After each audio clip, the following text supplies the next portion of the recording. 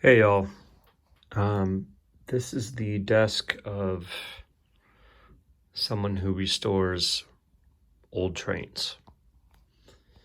And I specialize in standard gauge Lionel trains. I'm currently working on a number 8, not an 8E, just a hand reverse number 8, an old one.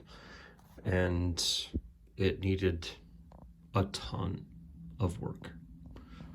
Basically everything needed to be redone and fixed and re-wheeled, etc. Anyway, this is my current workspace for that engine. And today I just got the engine working, the motor. Probably hasn't run in maybe 70 years.